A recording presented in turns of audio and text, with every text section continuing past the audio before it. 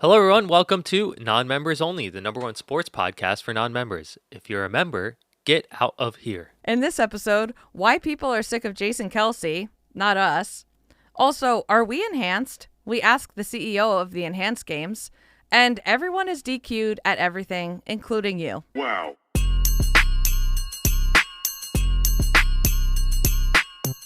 What's up, everybody? Happy National Boston Marathon Day. Shout out. We are there. Yes. We are here, there, and everywhere, actually. Yes.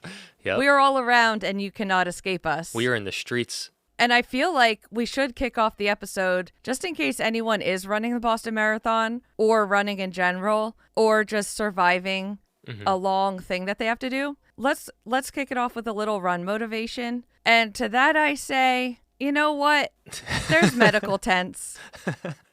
And if you have to go there, that's fine. Just erase the worries. You got this. And you know what? If you don't got this, that's fine too. What's the worst that's going to happen? Nothing. The worst is probably someone like tripping on you. That's probably the worst. The worst, honestly, I think, is you end up in a medical tent. Okay, let's go there. You end up in the medical tent. They help you out. And then you go back on the course. And then you have a really cool story to tell your friends. Right. This feels like anti-motivation, though. Should we start over? All right, let's start over. Okay. Yeah. Run motivation, kicking off the episode. If you are running anything, Boston Marathon, regular run, you're in a marathon of laundry or dishes. Yeah. We want to motivate you. So I think if you have gotten to the start line, that's a feat in itself, honestly. That really is. You had to go through so many steps. Let's talk about that. I hate the steps. I hate the steps. Oh my gosh. Let's talk about that. You had to make sure all of your bodily fluids are out. Eject all. Eject. Yes.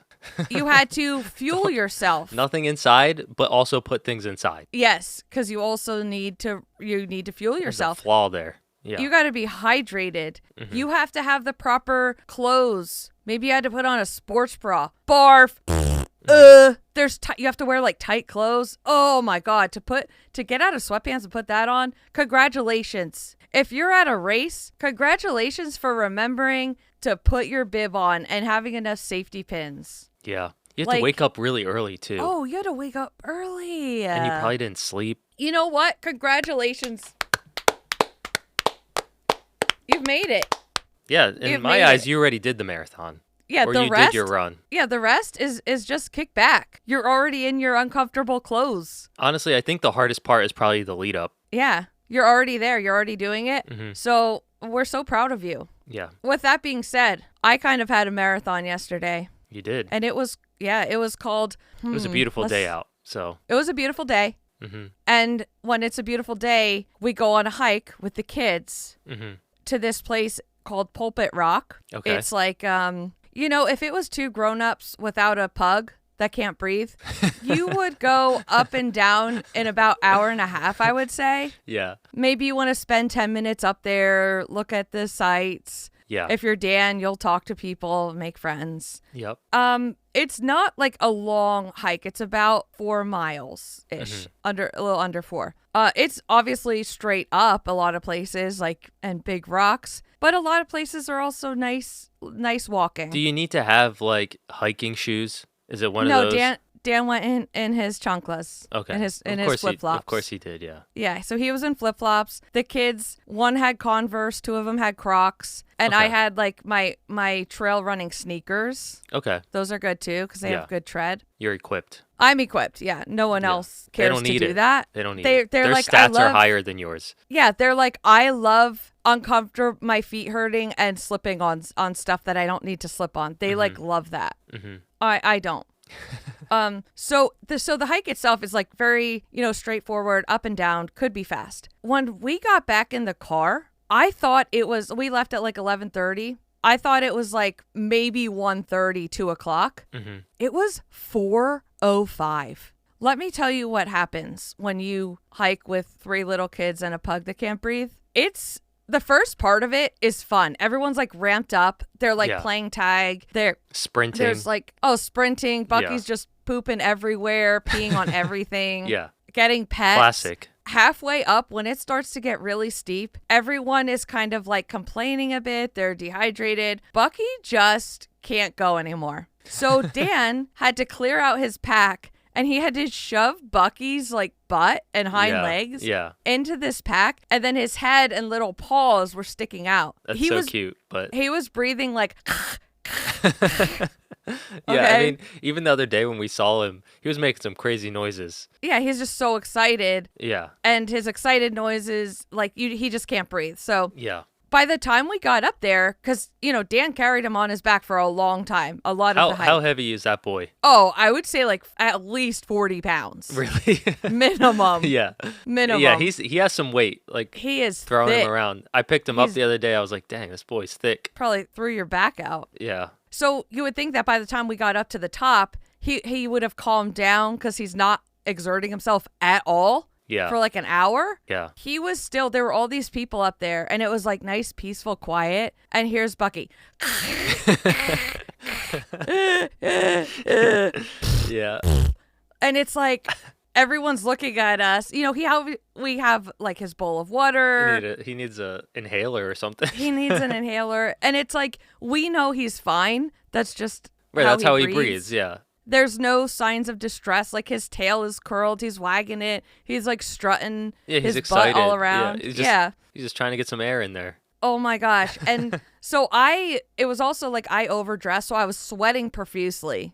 Like, very much so. Also, let my daughter, who has a runny nose, drink out of my water bottle. I'm not drinking it. I'm not drinking that again. So I didn't have any. Hydration. I would rather dehydrate myself than get a cold before Boston Marathon weekend. Yeah. Yeah, I've been trying to avoid sickness. Like, we saw Sam's uncle yesterday. He's like, oh, I might have a cold, so I'm not going to give you guys a hug. I'm like, please don't. I'm going to stay very far away from you. I had one of those like health shots this morning, like the ginger cayenne, whatever. Yeah. So pull out all the stops. We gotta be on our A game. I know. So that was the hike, and it did feel like a marathon by the time we were done with that. And, this episode, we are going to have our interview with the CEO of the Enhanced Games.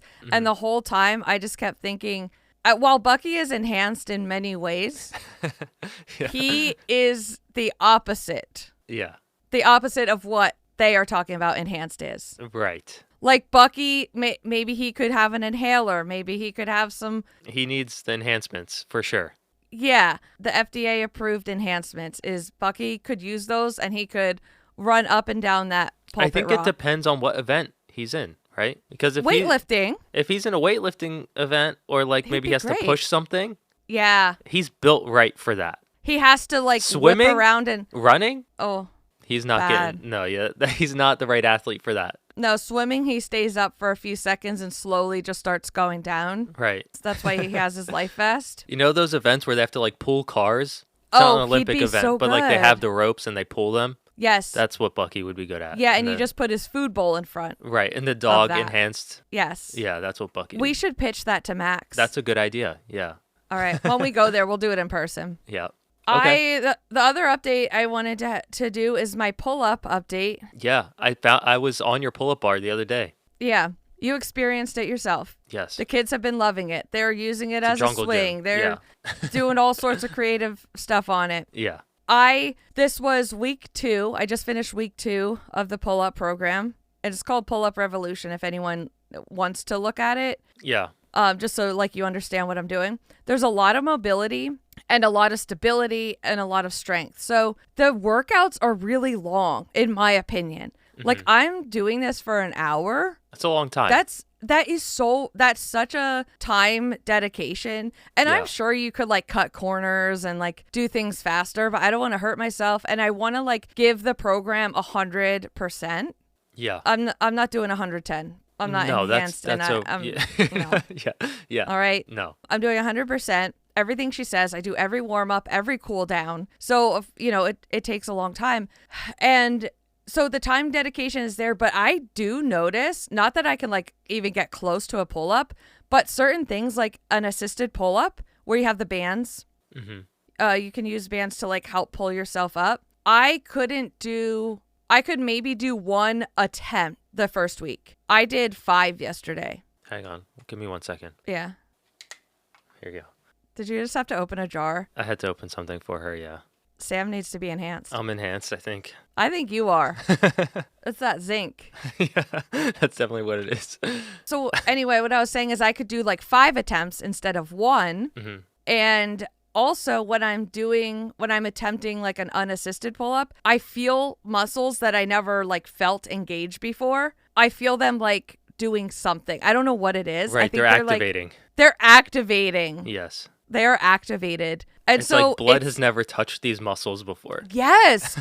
Yes. Yeah. That is what it is. Like they're in there. They're in there. Yeah. But they've just been like sleeping. Yeah. Sleeper cell. Yeah.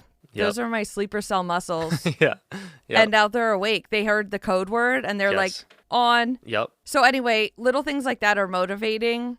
So you've seen some progress, like even a little bit of progress in the 2 weeks. Yes. Okay. Yeah. Do you think like what you were doing before was giving you progress at all, or was this program really you started to see progress? I wouldn't have gotten this fast progress with what I was doing because I was just doing like general strength training. Yeah. I wasn't focusing on the right things. I was too scared to even try a pull-up.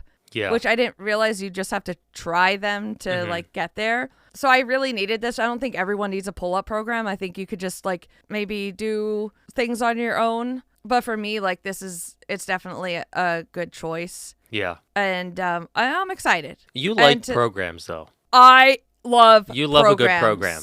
I love programs. I have fixed my stomach following programs like eating, how to get rid of stuff that is not doing me good, which I have a story, but it's not appropriate for this episode. I'll do another day. I followed workout programs. I followed run programs. I like to take the thinking out of it. Right.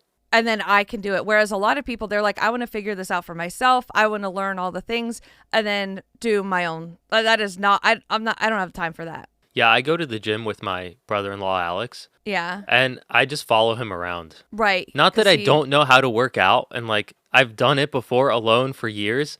You don't want to But like, if he has like things that he wants to do, I'm like, oh, sure, I'll just do whatever you're doing. That's fine. Yeah. No, I would probably do the same thing. Yeah. I'm feeling like I'm getting stronger, and that's all that's important to me. You did pull-ups here the other day. Yeah, I can do them. Yeah. Not 50 or whatever, but I can do a couple. Oh, what bevy we got today? Yeah, we're going to celebrate our pull-up progress with the brand is Rambler from Austin, Texas. It is a limestone mineral blend. What? Sparkling water, lemon lime. What fancy business you got there? It looks like a beer can, but it's not. It does, actually. Ooh, that was crisp.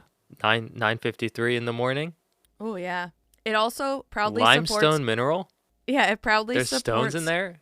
Texas Parks and Wildlife Foundation and American Rivers. It's the minerals. Rambler's signature limestone mineral blend and crisp carbonation create a unique flavor profile enhanced with electrolytes. Enhanced? For premium. Oh my God!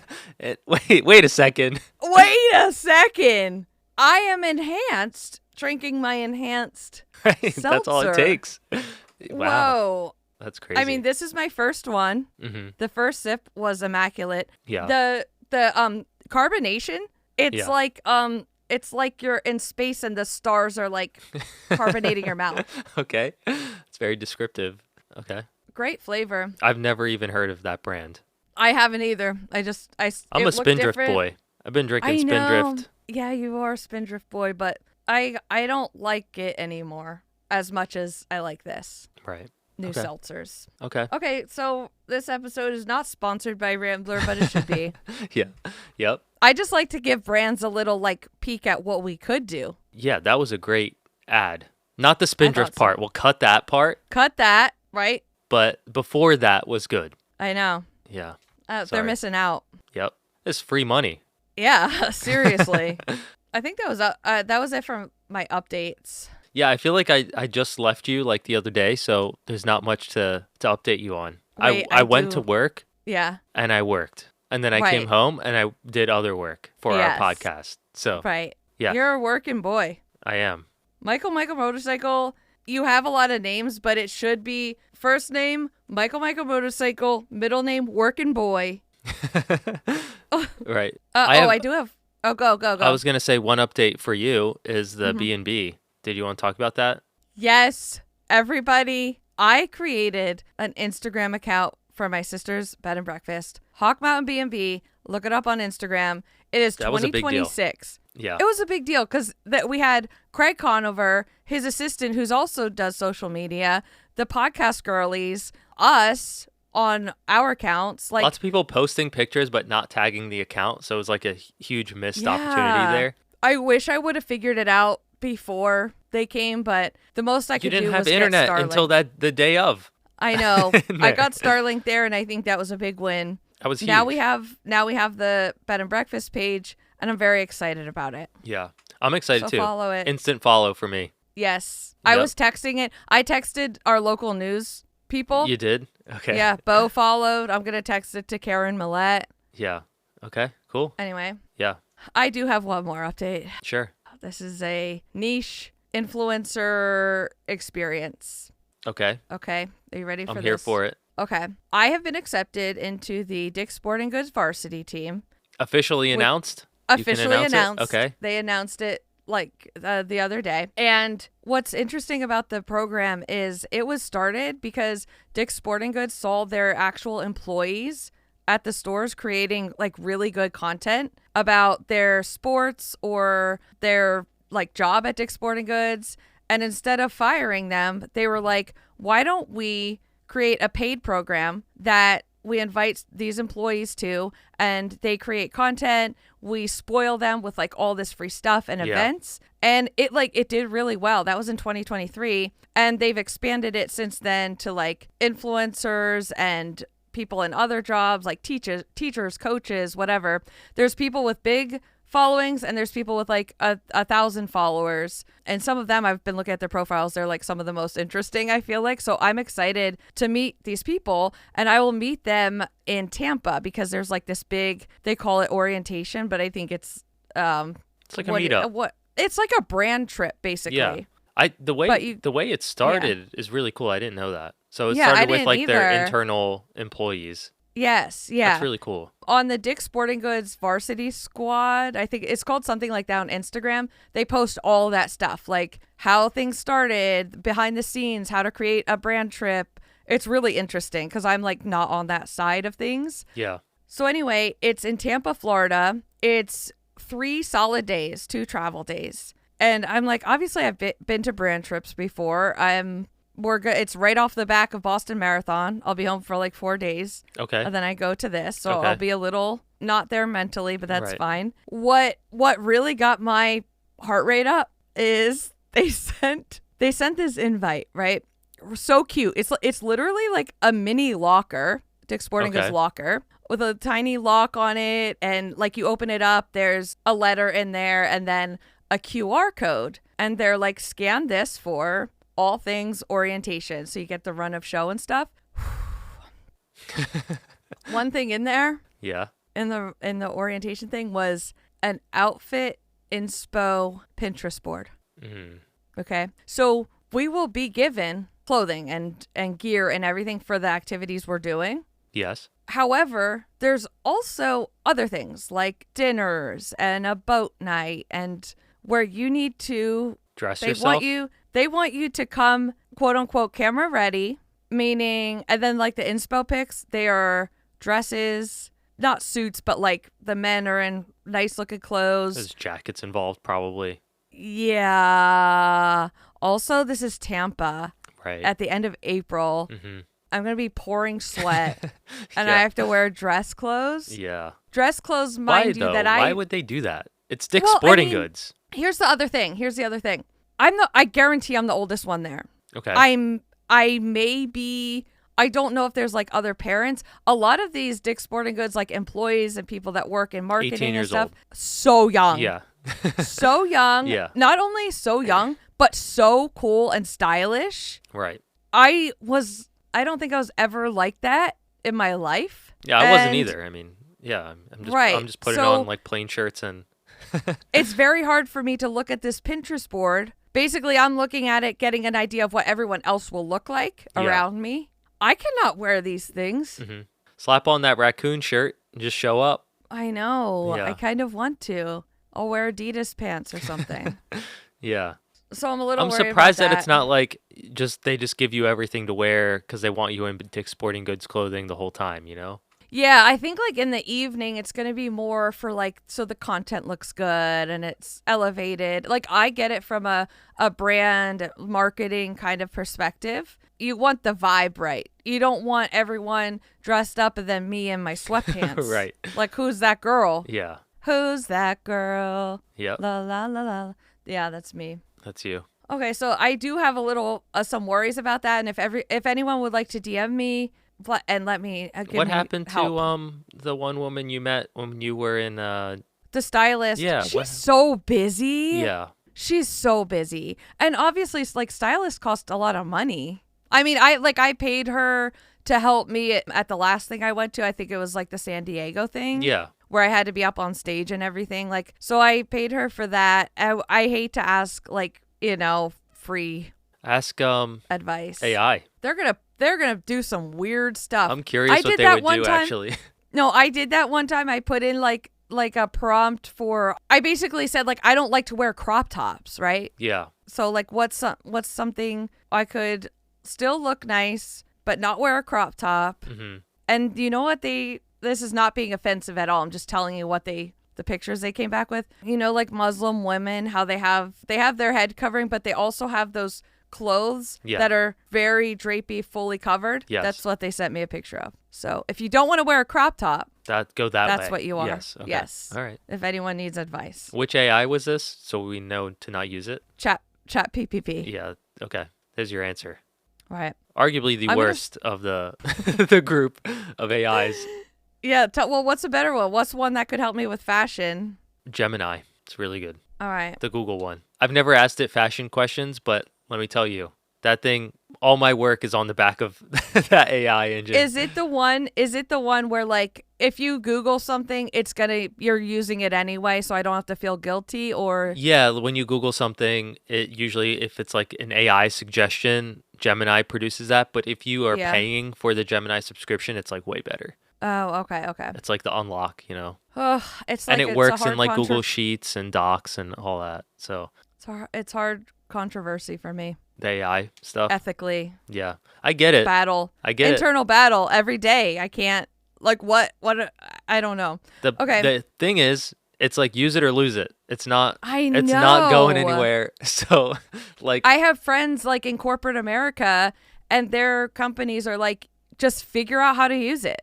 Like, use it. Look at what your job is and how can you be more efficient with AI and like use it that way. 100%. I get it. I know. It even helps. It help me with this microphone. Right. I'm not trying to advocate that much for it, because I know it's terrible for lots of people and for lots of things. But like, why can't we have something that does good but doesn't ruin another thing?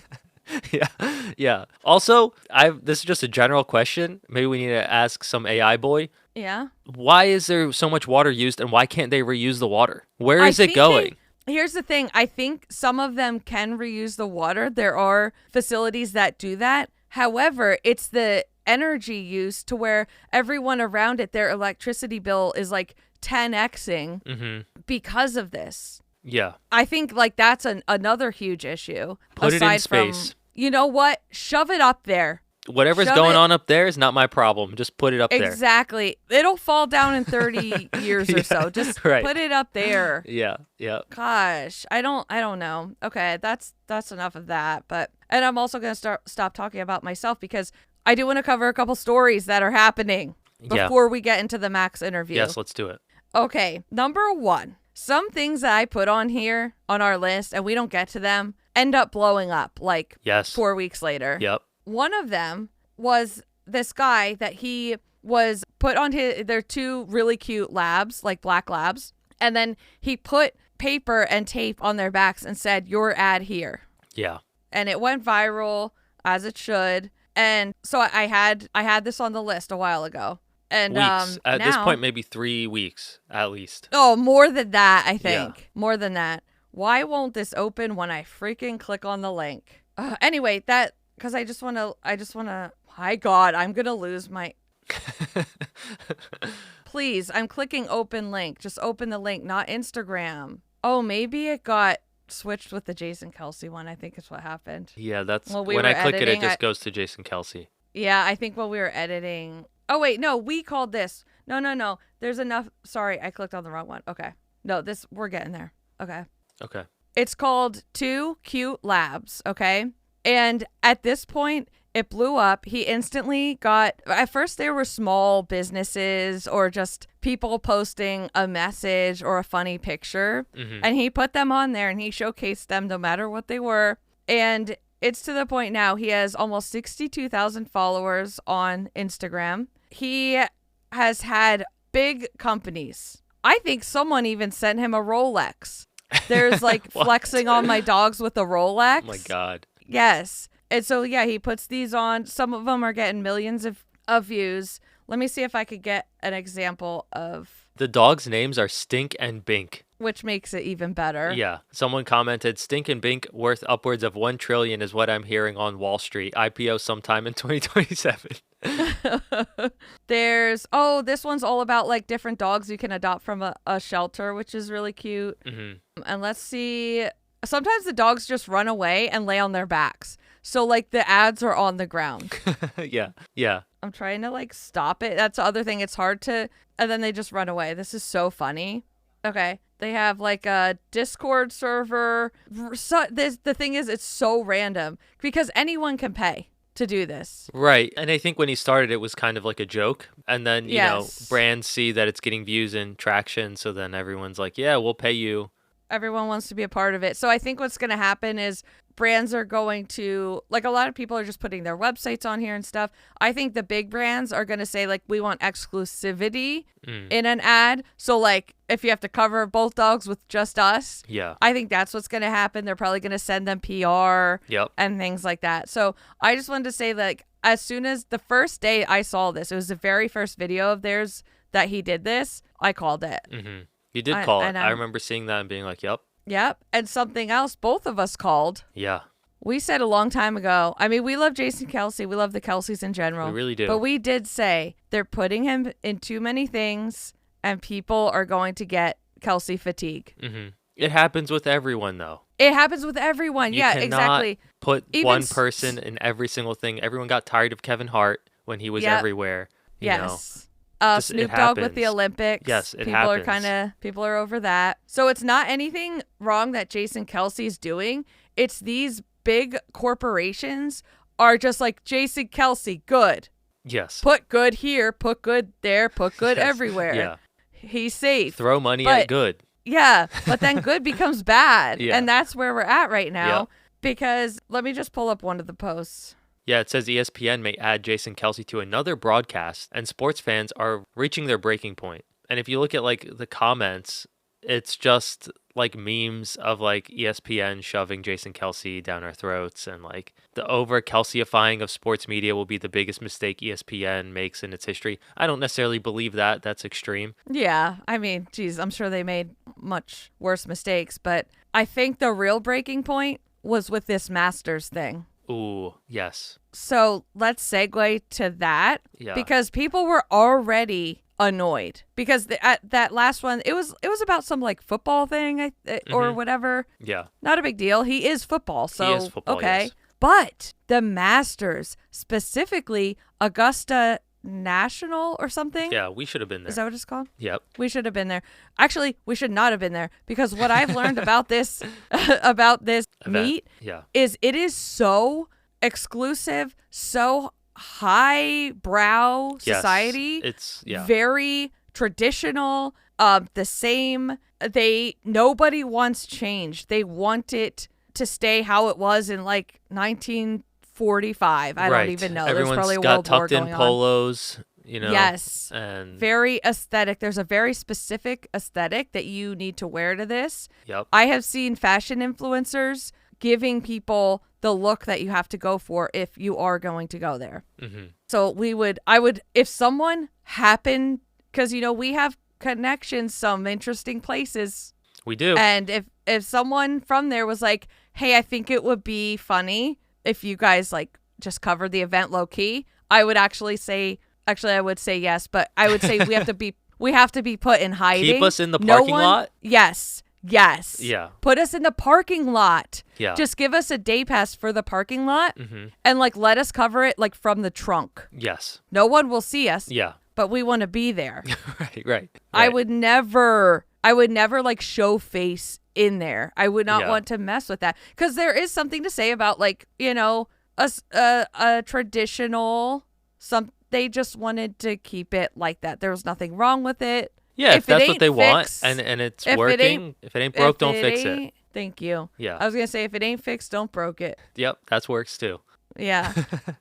Yeah. And so anyway, what I'm getting to is they're putting Jason Kelce and Kevin Hart there. Am I right? They already did, yeah. And they were caddies, I think, or dressed as caddies, and just people didn't like the kind of content they were making because, you know, they're a little silly, and yeah, there was just, you know, uproar on social media. I'm sure it got blown up bigger than it needed to be, as everything does. Right. But there's a lot of restrictions when, like, even for the people announcing, like, they can't say certain things and they have to like police themselves. It's really yes. Yeah. So now, to make matters worse, there have been quote unquote explicit photos captured at the Masters that are contributing to concerning decorum decline. They're not really explicit, are they? It's because they gave the middle finger to the camera. Explicit in not their Jason eyes. Kelce. Yes. Yeah. I don't know who these guys are though, because it doesn't like tag them. This is a Bro Bible post, but it's these guys. They're in, you know, backwards hats. They're flipping off the camera. The images show a college-aged fan outside Augusta National, backwards hat on, shirt untucked, gasp. How dare flipping you? off a camera in front of the Masters sign. On the surface, it looks like everything in the event stands against, and that's exactly why people are fired up. But here's the key detail. Those photos were not taken inside the grounds. Okay, so... Get over it. I mean, it's not... you're allowed to do what you want outside. Yeah. And I think when so, and it says this moment just added fuel to a fire that was already building. Fans were frustrated with the par 3 contest where celebrities like Jason Kelce and Kevin Hart had a bigger presence than usual. So people are there just, I guess, for the sport and the vibes and to spend a lot of money. Yeah, just so why do let them do it? Why do you need these things like Jason Kelce and these celebrities? They have enough people that already want to go and spend their money. It's interesting. Yeah, I don't know. It is interesting. Maybe just clips. They want it to, but if it's working, you know, I don't know. People are talking about it. Yep. You know what else people are talking about? What's Like that? Massive discourse on TikTok, especially right now. Okay, Coachella. Huge. Which, yes, to me, and I'm assuming you, is one of the biggest hellscapes of America. Yeah. Like there's nowhere to stay. There's hours of traffic just getting there. It's in the desert. Can you imagine how dry your eyes would be? Yes. It's in the desert, guys. It's in the middle of nowhere. Influencers out the wazoo. Yep. The different kind. And I just I can't imagine wanting to go there. However, I am outside of that world. That is not the kind of influencer I am. So I'm sure they have reasons where like that's where they need to go network. That's where they need to show up for brands.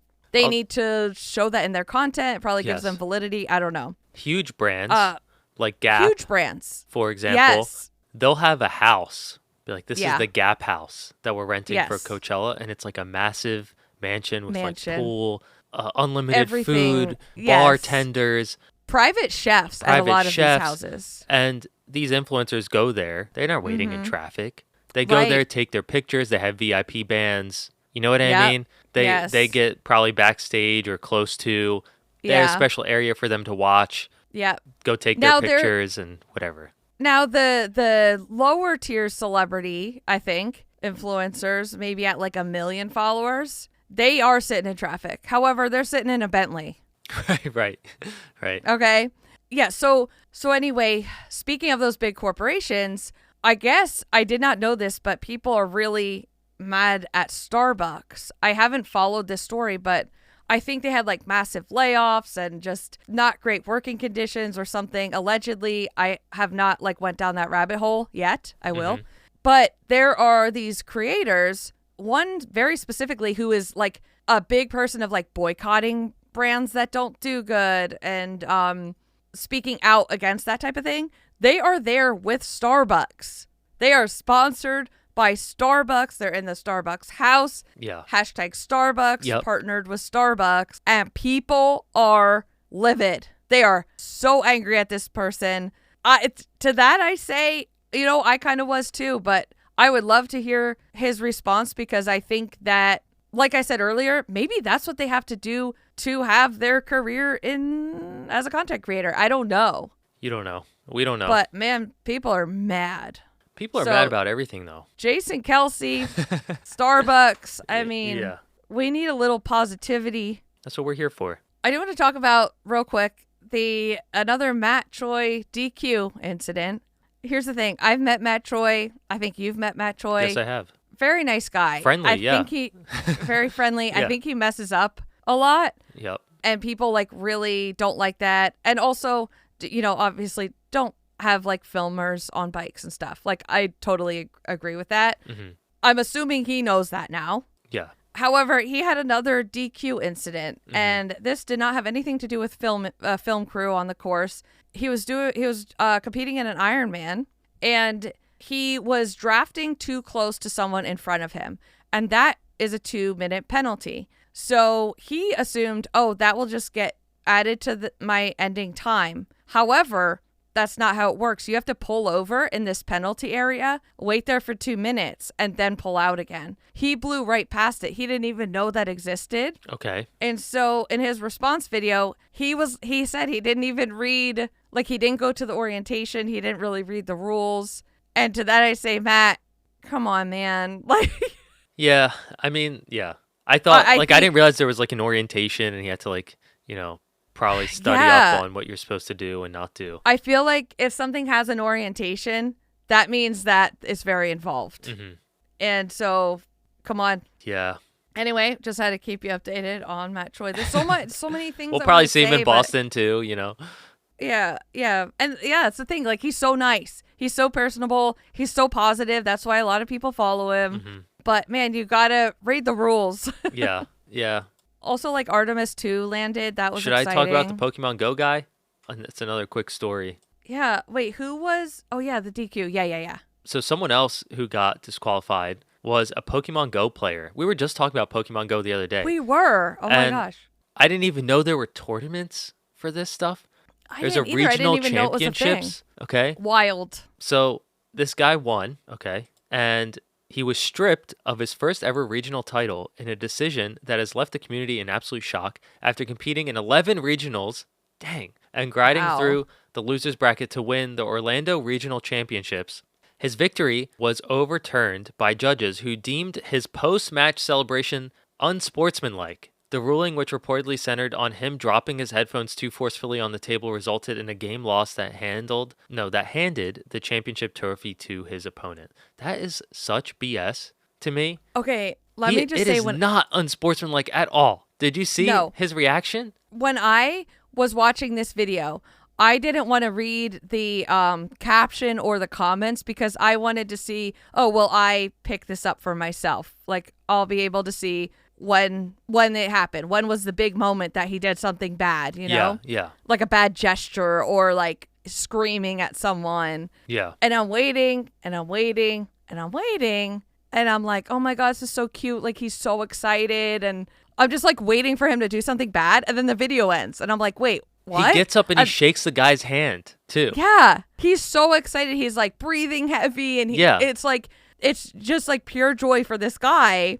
And I didn't even clock like how fast he put his headphones down.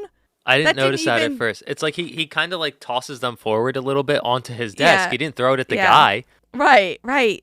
So that was shocking to me when I read what it was that they like ruled against. Yeah. Wow. I mean, like, is this chess? I've seen bigger reactions out of winning a chess tournament. Yeah, like this is the kind of stuff we need to police when we go to the Excel games. Yes. Yeah. Because he didn't, like in football, like they are like, yelling at each other, huge celebrations, loud and whatever. And like this guy just threw his headphones down. It's not like he cursed at the guy. No.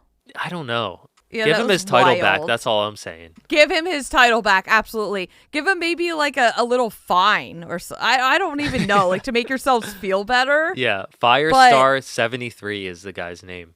About to follow him on Instagram or something. Show my support. Let's segue into this Max Martin interview. Yeah, let's do it. Okay. I feel like before we interviewed Max, we were so nervous. Yes, we were. Okay. We didn't know what to expect. And we were listening to other interviews that he did on other podcasts. Yep. Journalism. We are journalism. We are journalism. Like we have to do our background investigations. Yep. And he's a CEO, and that he is a CEO. Yeah. You know, like he's very to the point. There's no giggling. Mm-hmm. There's no joking around. Yeah, the questions he was being asked were very serious. Yes. His answers were very serious. So we went in being like, all right, like, how can we make this interesting for our audience?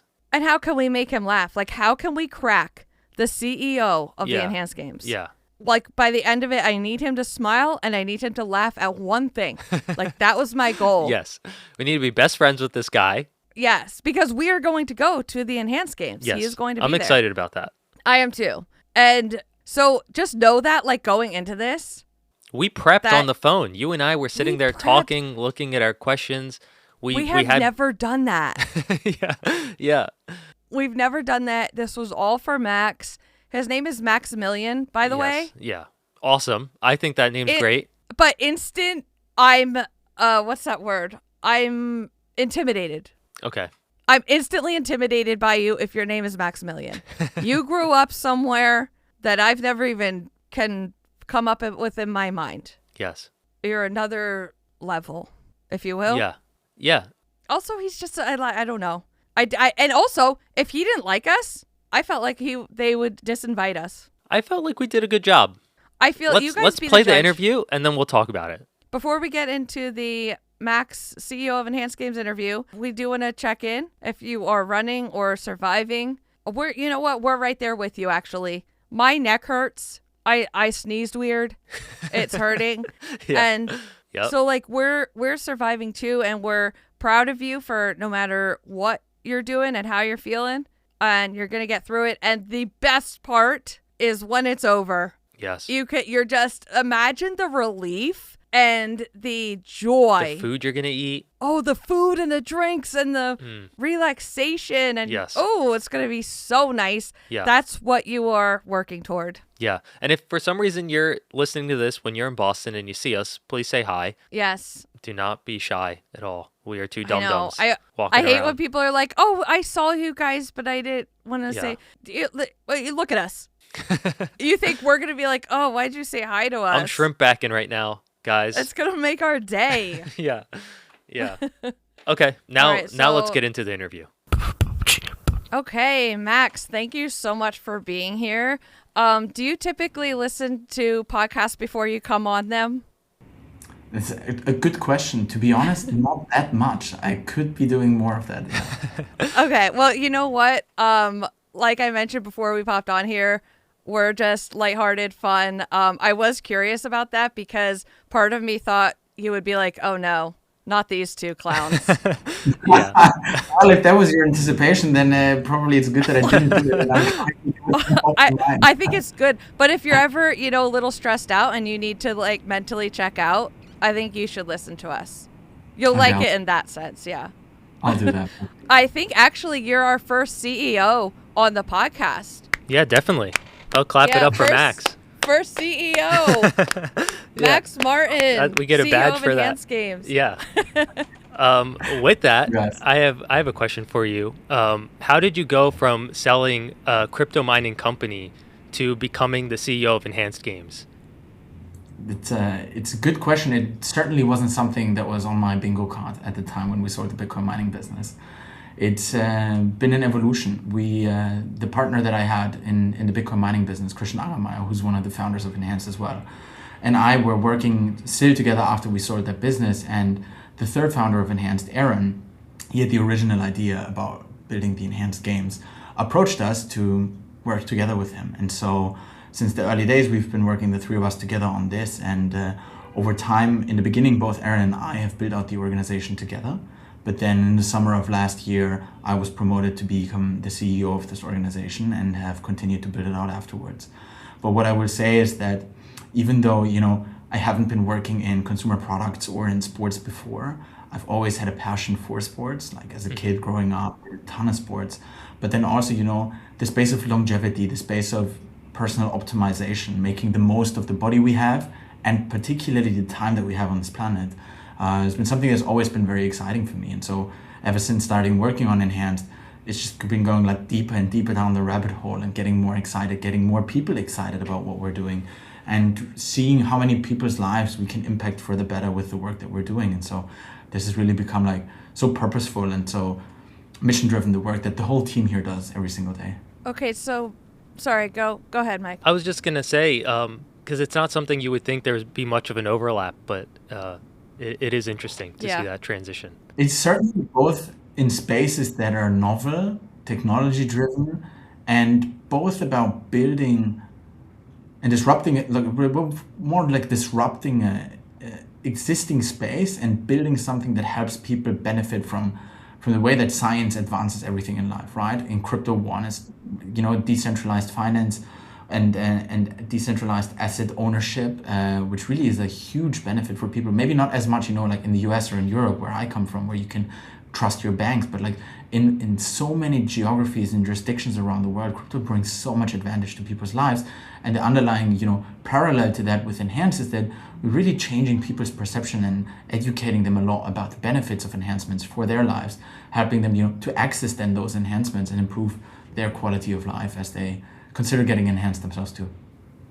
So you have to be extremely well connected, not only to sell a Bitcoin mining company, but to also be a CEO of such a new type of concept. I'm just, in your hypothetical Rolodex, is there a billionaire in there? And if so, who's the most famous one? So there is a few very wealthy people that I've been fortunate enough to meet over the past few years. I think that the most famous billionaire / investor of ours that we have is probably Peter Thiel. That's a big one. Like I even know that name. Yeah. Do you think any of the billionaires would be open to investing in our podcast, just being like a sponsor little side quest? I think that probably depends on the value proposition you can bring to them with your business plan and how you're looking to grow the podcast, how you're looking to monetize it, and what the financial trajectory of it would be. I think we're gonna shadow you, Max, and we're just gonna learn like finance stuff and how to sell ourselves. Yeah, because we're friends now. We're friends now. Perfect. Yeah, let's do it. Yeah, I don't think you have much of a choice in that friendship. No, sorry. Even if I don't have it, I support it. Okay, Thank great. you. That's great. So one event that we ended up talking about a lot on this podcast, and we actually attended, was Grand Slam Track. Have you heard of that? Yes. Because we saw what happened to Grand Slam Track, and part of the big allure of that was we're going to pay athletes a ton of money, like 10x what they're, typically making. And we're going to make it very entertaining and everything. But obviously the financials and investor things fell through. You know more about that, the world, than we do. But what's keeping the enhanced games above that from happening? What's different about the financials? Look, I haven't been part of the management team of Grand Slam, so I just know what, has been reported in the media. Beyond that, not much insight that I can give. But what I can tell you is that Grand Slam wasn't the only first, novel sporting league that tried to come up and change things for athletes, right? Particularly on the financial compensation side, because the current traditional elite international sporting system just doesn't care about it. It's horrendous to me to see that every other sport is able to compensate athletes very, very well. But just in those athletic sports, particularly track, swimming, and weightlifting, the three sports that we host, there's no financial incentive for any athlete to do that. So it's been always and these previous sporting leagues, Grand Slam being one of those, not being able to come through on their promises, right? So as we built Enhanced from the beginning, the athletes are the backbone of anything that can be built on top of them. Without the athletes, there is no Enhanced Games. So in terms of allocating budget and making sure you're enough capitalized to come through on your plans, the athletes is, and how it always has been, the non-negotiable when it comes to payment. So for us, that athlete payment is split actually in 3 different columns.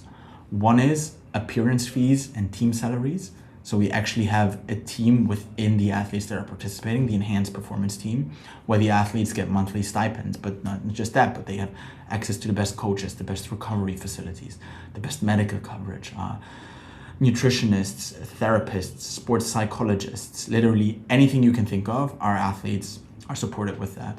And then the other 2 columns are event prize money. One is per singular event. This is like the 50 free in the pool or the 100 sprint on the track, with a $500,000 prize purse per event and $250,000 for spot 1. So even if you compare this to anything else that was novel, it's incredible. It's absolutely unheard of.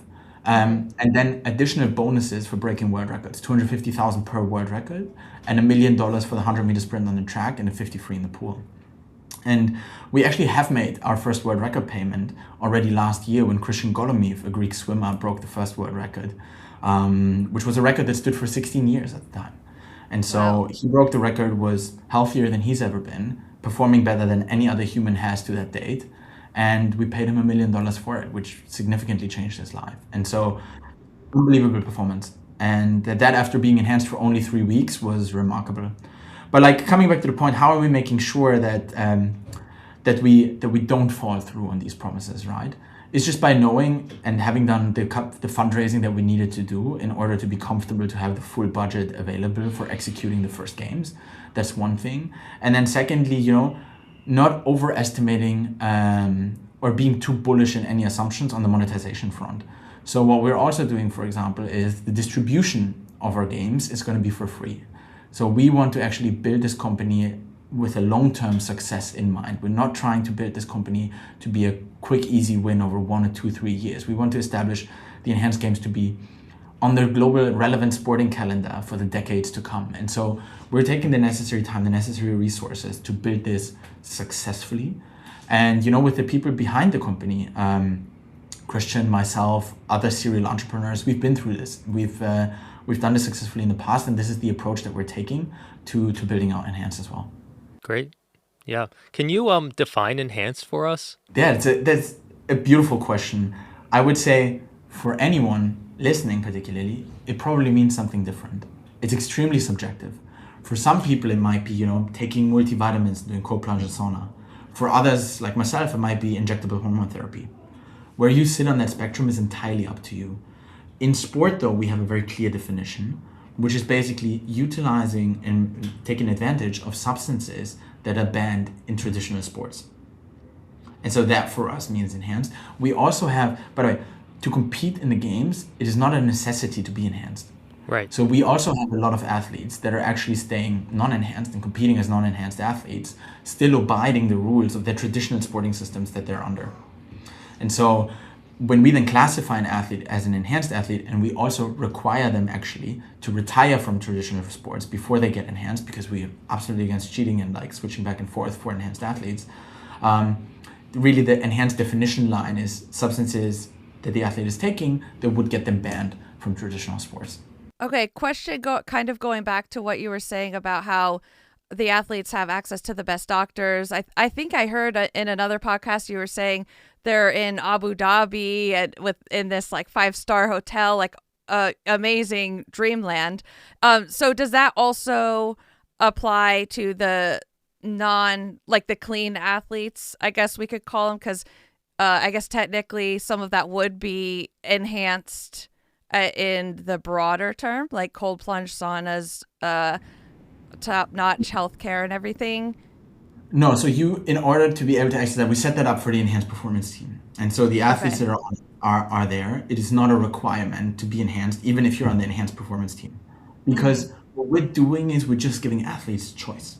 Yeah. We're asking them, because there's so much research that shows that literally almost every other athlete admits to taking banned substances. but only 1% of those get caught. And so why do so little only get caught? Because they take newly developed drugs that are not well researched, and they take additional drugs on top of it to hide what they're taking in the first place. And that is completely unsafe, completely unhealthy, and just not necessary in 2026. And so we said, let's take what's happening in the shadows, put it out in the open, put the right clinical and medical regulatory framework on top of it to make sure that if you choose to do it, you can do it safely. Now, it's a choice. And so everything else still is valid, whether you choose to enhance or not. That's entirely up to the athlete. We also don't pay an athlete more or less, depending on their decision on enhancing or not. Okay. And so, yes, everything like the hotel, the access to the same hospital, to the same medical coverage, everything is still exactly the same. But then whether the athlete wants to enhance or not is entirely up to them. Okay. Great. Go ahead, Mike. Sorry, I think I went out of order there. Yeah, I think Max answered my second question, which is you would consider yourself then enhanced, right? 'Cause I also will take some vitamins and stuff. So yeah, I think most people then with that definition are enhanced. Look, are you enhanced because you're carrying this around nonstop? And for me, it's never off. It's always within like arm's length reach of me.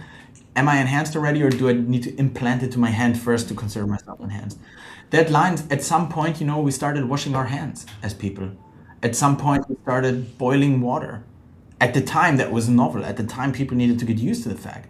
But it's just scientific progress that advances the way that we go through life. And so it's that's why it's such a subjective, thing for people to do. But I am also enhanced in the traditional sense that I'm taking substances that would get me banned from traditional sports. I'm going to put enhanced athlete in my bio because I'm taking iron. I have low ferritin, and I'm prescribed an iron supplement. So I'm just going to start saying that I'm an enhanced athlete. It has a nice ring to it. But I'll admit, when I first heard of the enhanced games, we saw these headlines. We've talked about it on the podcast before, having no idea what it was. So in my mind, the first image that comes to mind is that Liver King guy who was just, beefed who turned out to be enhanced after all. Oh, right. I don't even know what happened, but just like a really huge person, maybe not doing things like how they should do, whether it's healthy or not, who really knows. But as you're talking and as I've learned more about the enhanced games, I'm realizing it's actually not that at all. How do you respond, though, to headlines and critics that are calling it steroid Olympics and other things along those lines? I think it's lazy. I think it's lazy of people to do some intellectual work and really look at the subject matter of what's actually happening. And that, calling it steroid Olympics is like putting you in a bracket of like negative associations that people have with those terms. If you look at even other influencers like the ones we just talked about, what the problem is that people go online, and that's really the problem, go online, pretend to be something that they're not. People watch this. People assume they can reach the same thing under certain circumstances, which are not the case. And that just sets wrong expectations, wrong examples. People then resort to playing around with unsafe, unregulated substances, putting their health at risk. And that is just naive and, in my mind, not the right thing to do. What this should be all about is drawing a clear line between where does it start, where does it stop, right? It's like, and then educating people about the responsible use of it. Because the use of performance-enhancing drugs is not dangerous. It's the misuse. It's the unsupervised use. It's the mixing of certain substances on top of each other without no physician oversight. Because certain substances in your system have certain effects, how they're like co-affecting each other. And so this is really what's making this dangerous. The glorification of it online, of people pretending to be non-enhanced, secretly being enhanced. Yes. That's really what we're fighting against. We're just like, hey, we're adults here. This is an adult topic, and we should be open about talking about it, educating about it, and then people as informed consenting adults making within what the legal boundaries are, i.e. approved substances by the regulator that a doctor can prescribe to you. Within those boundaries, you as an adult that's informed and you should be able to take a decision for yourself. Yes. So Mike and I are very excited to actually attend the enhanced games. And I heard on another podcast you were on, you had mentioned it's basically kind of a new concept, what you're doing with the stadium, and that it would only take about 4 weeks to build. Is that accurate? And have you broke ground, and how's that going? It is accurate. It does stress me out, yes. But the production company that's building everything for us is extremely confident in that timeline. We've actually built in unforeseen delays and all of these things. And so the company that produces the games for us is a company called Van Wagner. They have produced the last 42 Super Bowls. They are producing the Miami Grand Prix. They are producing the Kentucky Derby. So Wow. they know what they're talking about. We haven't broken ground yet. We're loading in the trucks with like all of the equipment, etc., this month. And then at the end of the month, we're starting to build it.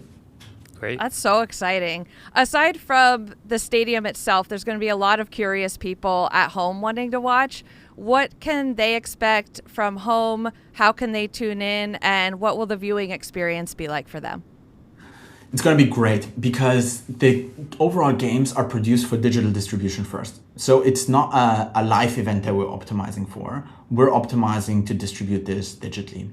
Also, every event that we do is shorter than 1 minute. Intentionally, so it perfectly fits into a reel, into a TikTok, etc. It's going to be an at-night event. The arena is going to be absolutely incredible, so people will see and perceive the sports in an environment that they've never seen before. And then we're also looking to integrate a lot of interesting, data of the athletes. Not just who is enhanced versus who isn't, but like what was their trajectory after getting enhanced? How have their performances developed in the 2 months prior to the games while on enhancements? How have their performances developed while they were still not enhanced? What are their biometrics like? What are their heart rates like? What are their recovery rates like?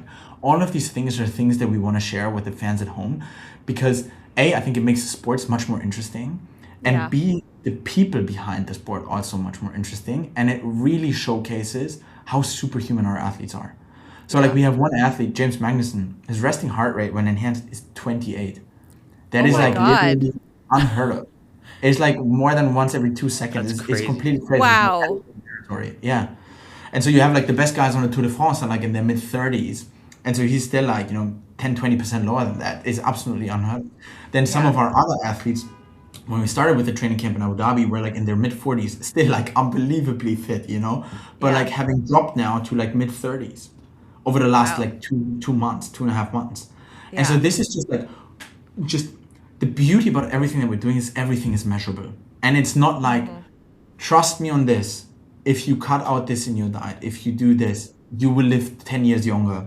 We have enough of that. We don't need this anymore. Everything that we're doing is very, very measurable in a also very, very like more tangible period of time than, hey, I'm going to prove you right in the next 50 years. Mm-hmm. No. Right. We can prove people right. We did it for the first time last year in 20.89 seconds when Christian broke the world record. Yeah. So will someone be doing, for the people watching at home, to learn all of these statistics and about the athletes, will there be commentators that will be telling this live, or will there be stuff coming up on the screen to show that? And also, how will we know who's enhanced and who's not while we're watching? Yeah, so you will see this both a combination between commentary and on-screen graphics. And so like the heart rate stuff and other things like in development through charts, like in the broadcast, like as part of the visuals that you get, just like when you watch football, they have the Mm-hmm. And then we will also very, very, very clearly state which athletes are enhanced and whose are not. Coming right back to the point of, like being transparent, being responsible, and educating the people on what's been happening. Will the enhanced, say it's there's going to be sprinting, right? Yeah. Yeah. Okay, so will there be non-enhanced versus enhanced, or will it be everyone has to be on the same level, or is it just every man for himself? It's more in sprinting like it is in traditional. It's a single. It's like not a team sport. It's a single sport, and everyone's each other, right? It's stone cold racing. The athletes overall, right, can be either enhanced or not. But then the ones that are enhanced, they are never on the same protocol. Every athlete has a personalized protocol to help them become the best at what they can be doing. And so no two sprinters will be on the same protocol. Just imagine like I love milk with my cereal in the morning and I recommend it to someone else, but they're lactose intolerant. Doesn't work. That's me, yeah. No, but it's just like, it's not the milk's fault. Yes. It's not your fault. It's not my fault. It's just the circumstances which make, in our case, diet more personalized. so that it's better for each of us. And so similarly with the athletes, based on your blood work, your saliva, the markers, urine markers, we do cardiac imaging, brain imaging, other organs, musculoskeletal analysis. Really, like, we're analyzing the athletes on a minuscule level that I don't think anyone else is doing on that level. And then specifically, then also looking at which event are they doing. So think about also the difference between, a 100-meter sprinter versus a marathoner. Two very different skill sets required, therefore two very different protocols to optimize for. Right. So these are really the two layers on which athletes get enhanced and fully personalized protocols. So I think I didn't word my question right.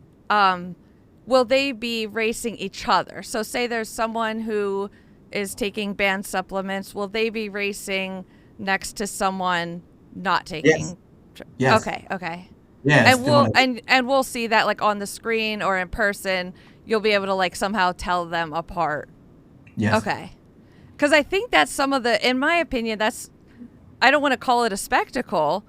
That's probably the wrong word, but something that I'm interested in seeing.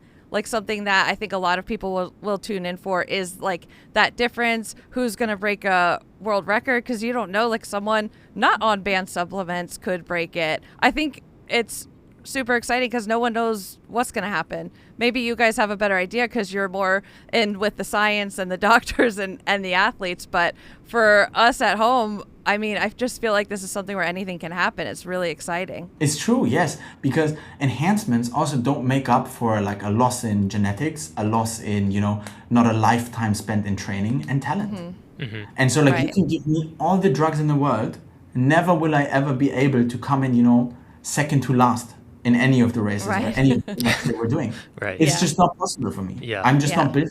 And so every athlete also starts in terms of performance level from a different level, right? You never have two athletes being exactly equal. Even if you have twins, it's never exactly the same. And so some athletes might excel on enhancements, others might absolutely excel in their events while not being on enhancements. And so, but the beauty with it, it's not novel, right? We've had people that were, cheating since the introduction of banned substances regulations.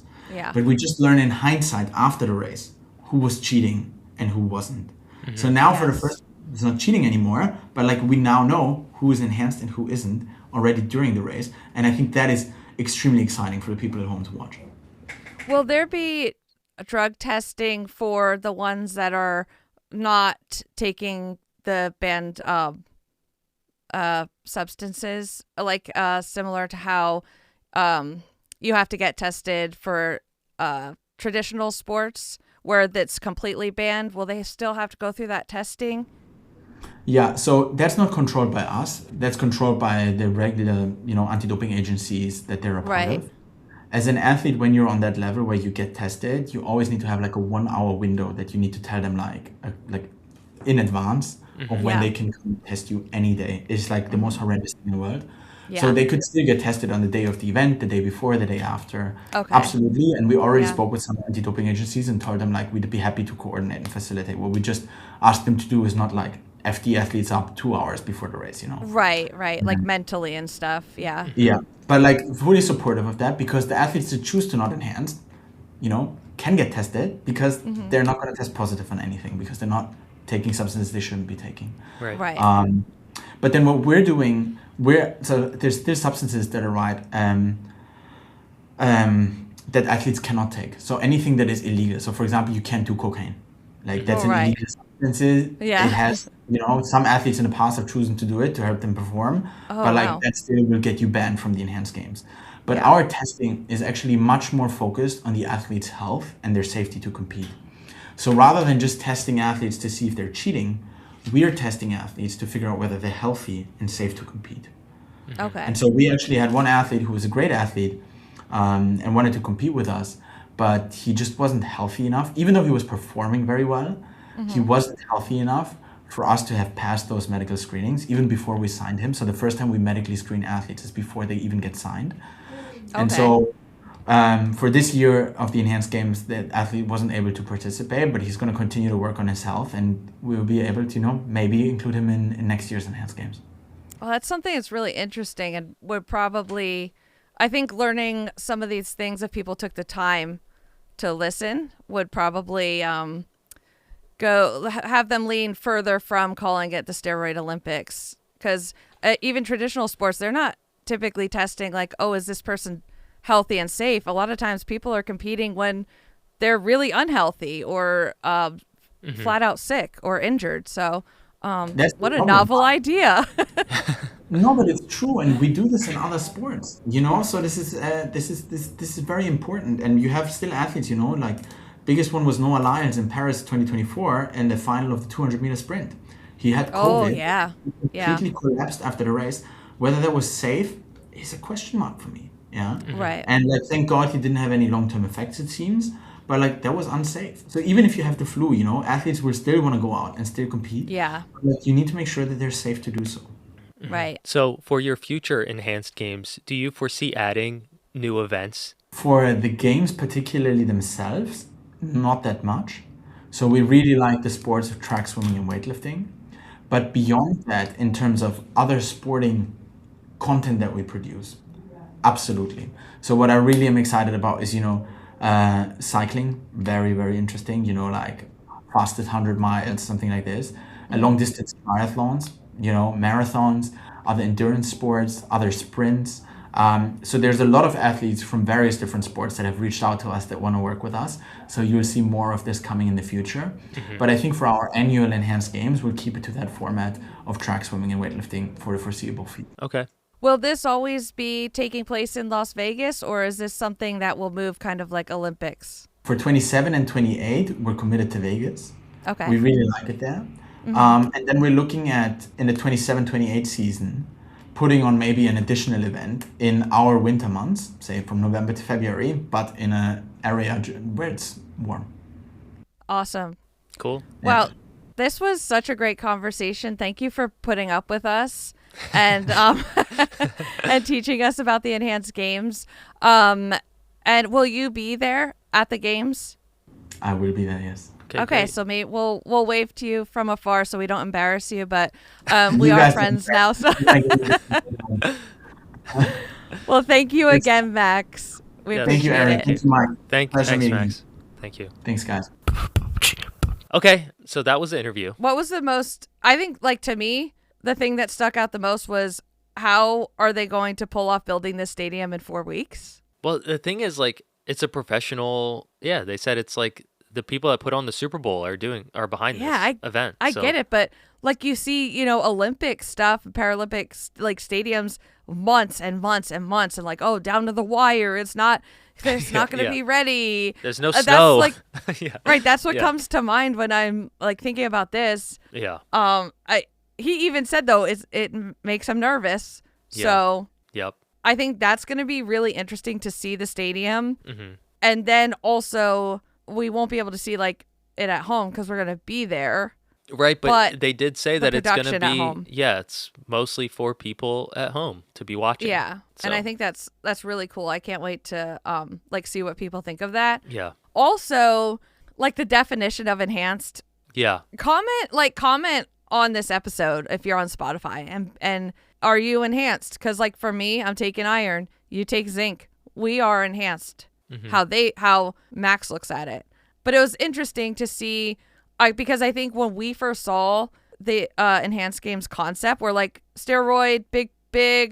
That's angry. how it was advertised.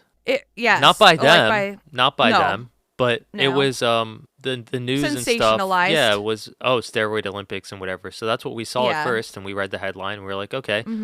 So I'm curious to see how it all plays out. I think it'll be a fun event to attend because it'll all be new to us. Yeah, but also like the idea of like calling it the steroid Olympics and then seeing what people have in their mind and then talking to Max and realizing like, oh, this is like a super scientific like tweaks. Right. And everything, of course, is US FDA approved. Like you can't take even peptides or anything.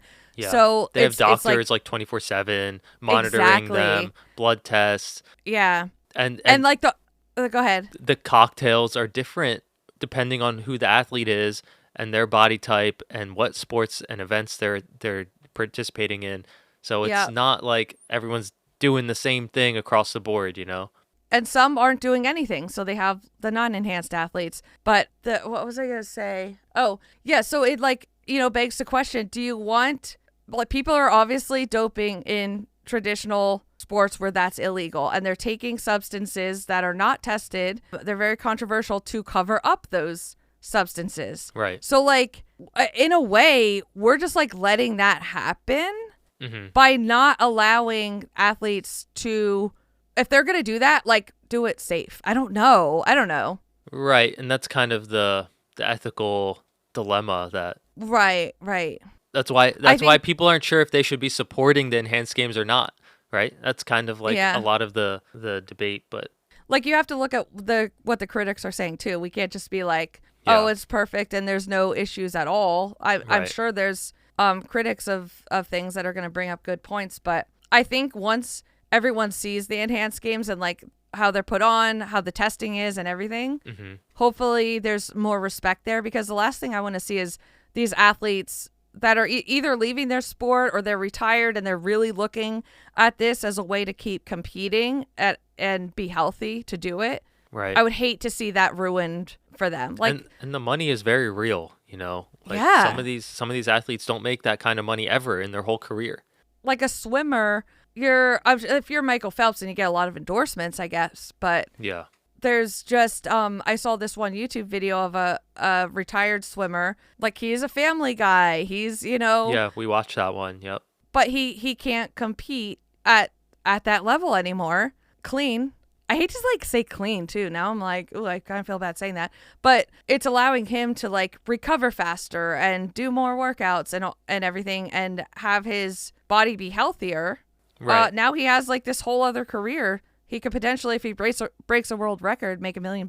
Yeah, and I think it's one of those things where it's easy for people to say oh, I would never do that, but it's you have a family to support. Yeah, and you can see your career coming to an end in traditional sports or whatever, and this opportunity lands in your lap. I don't know, I'm excited to see where it goes. Yeah, and this is not going to be the first and only. They're planning on more. So yeah, they're contracted for Las Vegas for 3 years. Yeah, it's exciting. And then they, after that. Yeah, hopefully we get invited back. We do a good job. We'll see. I hope you guys like that interview. Usually we have very short segments like that, but I feel so many of the things he said they were just so interesting. Yeah, and typically Erin just puts on these interviews because of my big boy job, but I made a point to be there for this one. Max was expecting us both, so I had to pull up.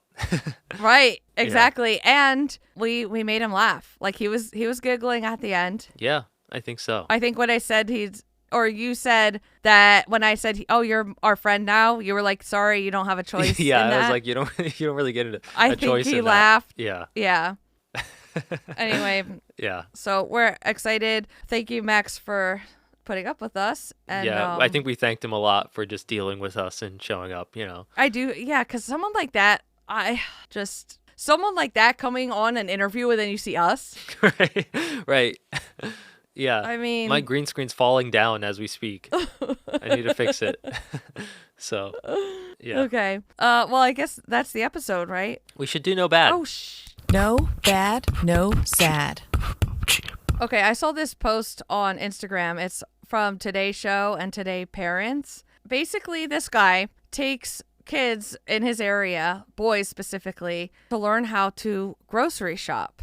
Yeah. And it says, launched in 2019, when he was just 19, the X for Boys began as a grassroots effort by King Randall, 26, to fill what he saw as a gap in guidance for young boys, many of whom he described as high risk in his community. The organization now serves children 7 to 9 years old. So he said he grew up with a full family. His grandfather, stepdad, uncles taught him how to work on cars and houses, how to grow food. But then he saw so many young men who didn't have that, who were struggling with just basic things. And so that's why he started this.